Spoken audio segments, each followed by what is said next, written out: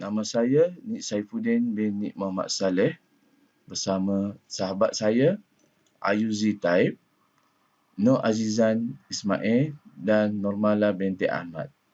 Kami semua dari Politeknik Kota Kinabalu, Sabah.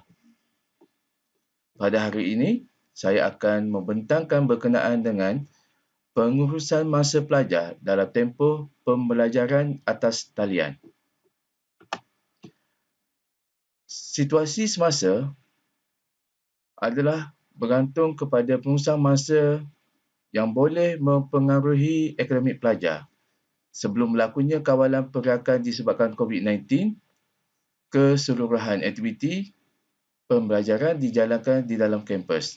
Namun begitu, apabila kawalan pergerakan dijalankan bagi menekan penularan pandemik COVID-19, kebanyakan pelajar berada di kediaman masing-masing dan di lokasi masing-masing dan semua aktiviti dijalankan di atas talian.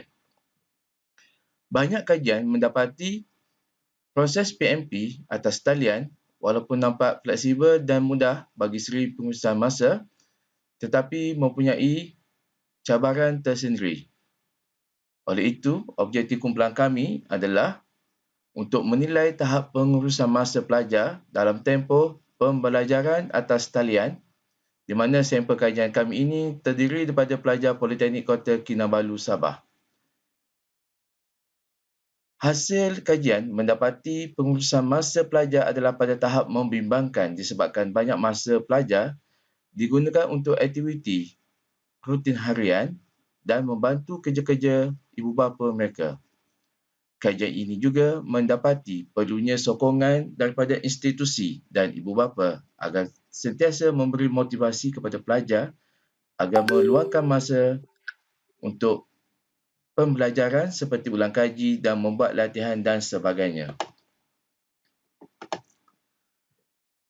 Aktiviti pelajaran dan pembelajaran yang telah dijalankan secara tradisional ataupun face-to-face telah diganti dengan pembelajaran di atas talian atau e-pembelajaran.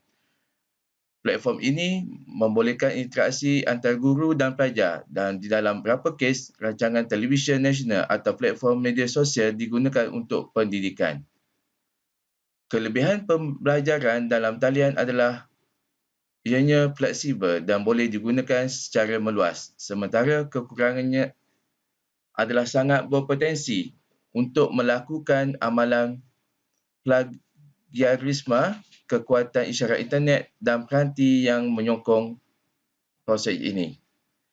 Selain itu, banyak pelajar gagal menguruskan masa dengan baik sewaktu proses pembelajaran secara online dijalankan.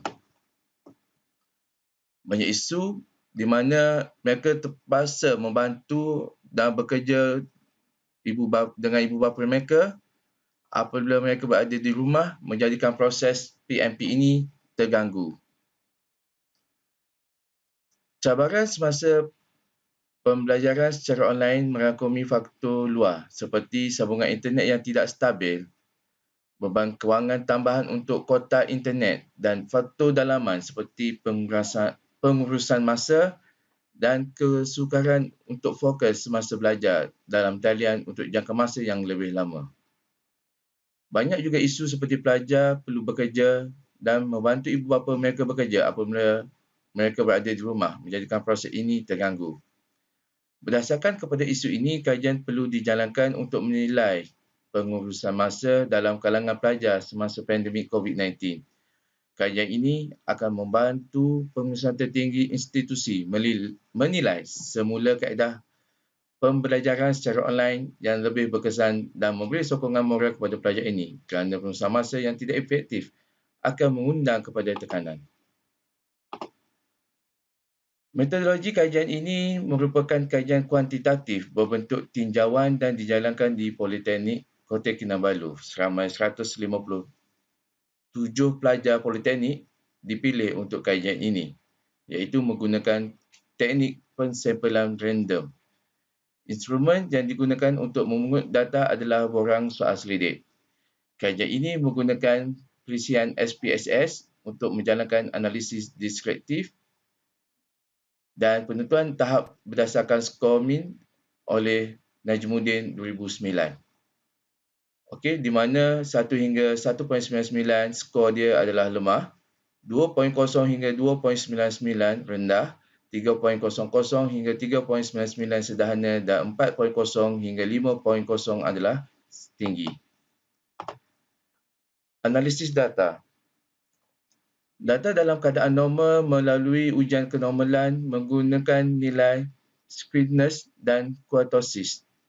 Yang kedua, ujian Z-score telah dijalankan untuk mengesan data terpencil dan didapati tidak terdapat data terpencil. Dan yang ketiga, analisis kepercayaan item juga digunakan. Dan nilai Cronbach alpha yang diperolehi berada pada tahap tinggi dan lebih dan boleh dipercayai. Okey, kalau perhatikan nilai yang diperolehi adalah plus minus 3.0 ke atas. Dan nilai Cronbach alpha yang diperolehi adalah 0.907. Okey, ini adalah analisis demografi sampel pelajar. 31% adalah lelaki dan selebihnya adalah perempuan. Hasil kajian. Analisis skor min menunjukkan pada tahap sederhana iaitu 3.527. Ini menunjukkan pengurusan masa belajar dalam tempoh pembelajaran dalam talian para pelajar adalah pada tahap yang membimbangkan dan seterusnya memberi kesan yang agak tidak baik kepada pencapaian akademik pelajar. Ujian T yang tidak signifikan melebihi 0.05, keputusan ini memenuhi andaian kehomogenan variance antara lelaki dan perempuan dalam pengurusan masa belajar dalam tempoh pembelajaran dalam talian. Ujian T sampel adalah signifikan. Okey, secara statistik. Okey, ini adalah keputusan yang ditunjukkan dalam jadual. Okey, ujian ANOVA. Okey, di bawah ini adalah data ujian ANOVA berdasarkan keputusan CGPA. Pembincangan dan kesimpulan. Berdasarkan kepada dapatan analisis, kajian ini mendapati kebanyakan responden bersetuju bahawa pengurusan masa adalah tanggungjawab mereka, namun secara tidak purata, pengurusan masa belajar dan tempoh pembelajaran dalam talian adalah pada tahap sederhana. Selain itu juga, dengan ujian T dan ujian ANOVA yang dijalankan menunjukkan tidak terdapat perbezaan yang signifikan antara jantina dan CGPA ke atas pengurusan masa belajar dalam tempoh pembelajaran dalam talian. Justru itu, kajian ini mencadangkan perlunya sokongan daripada institusi dan ibu bapa agar sentiasa memberi motivasi kepada pelajar agar meluangkan banyak masa untuk mereka belajar seperti ulang kaji dan membuat latihan dan sebagainya. Para pensyarah juga perlu menyusun strategi yang dapat membantu pelajar dalam pengurusan masa yang lebih baik supaya dapat mencapai keputusan akademik yang baik dan seterusnya menjamin masa depan yang cemerlang. Kesimpulannya,